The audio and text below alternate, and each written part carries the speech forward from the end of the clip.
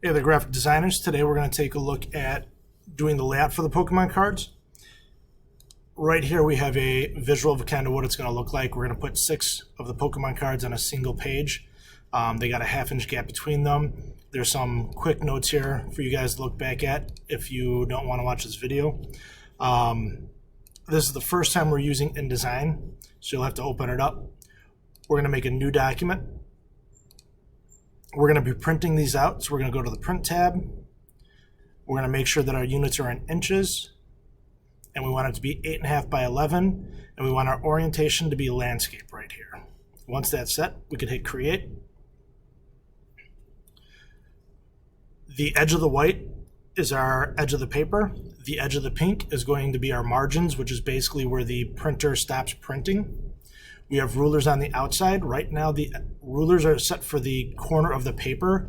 We want to reset the rulers to be at the corner of the margin right here. So if we grab where the 2 rulers connect together and drag, we get a little crosshair.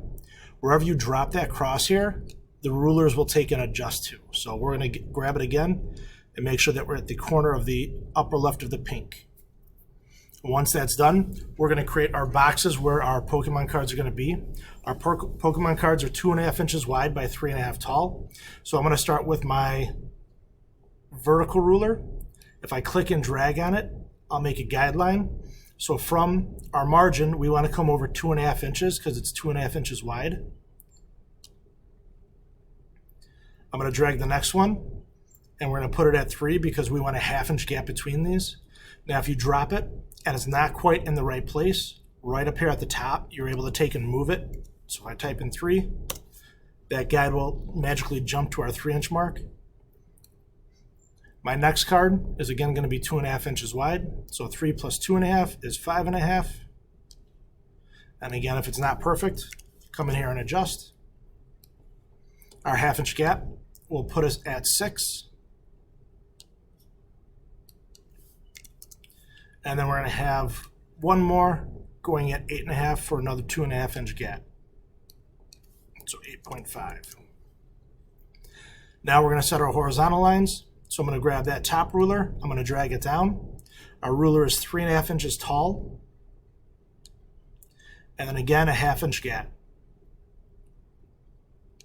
So remember, before you start doing these margins or these guidelines, you need to reset the rulers to that 0 point. Otherwise, these spaces are all going to be off size-wise. Okay. So step 1, set the guide for 0 to the pink margin, and then take and set all your individual guides. Now, once that's done, we're going to take and place the front of our Pokemon cards in here. So I'm going to go File, Place. You're going to locate where you saved them at, which should be in Google Drive. I just put mine on the desktop for easy access right now. We're going to hit Open. If you click and drag, you can make that card any size you want. We don't want it to be any size. We want it to be the size that we have already created in Photoshop. So instead of clicking and dragging, what you're going to do is go to that upper left-hand corner and just click. And that card will come in at the correct size that we have, that 2.5 by 3.5 inches. Once we have that first one in here, we're going to copy and paste, Command-C, Command-V, move the rest of these cards where they need to be.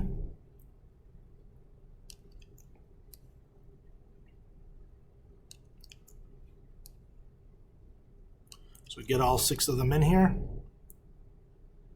And again, you'll be using your finished edited cards with your image on here and all your own text. Right now, these look very pixelated. If I go to View, Overprint Preview, it'll show us what it's actually going to print like, so you can see these starting to come into focus. The reason that it gives us a pixelated preview is that InDesign is used for magazines and newspapers where we're combining imagery and text, and a lot of the images that they're going to use are high-res images.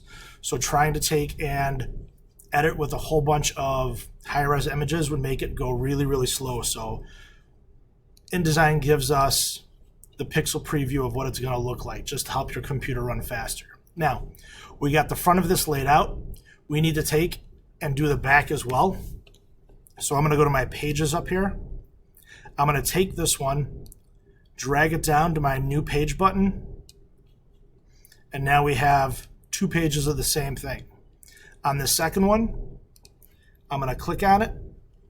I'm going to go File, Place. And then we're going to take and choose the back. When you place it in here, it should automatically come in right where the other one was. All it's doing is replacing the image with the back. So we'll just continue doing this. This way they're all in the exact same place, all lined up for us. So, man. Once we get them all placed in here, we'll be ready to print.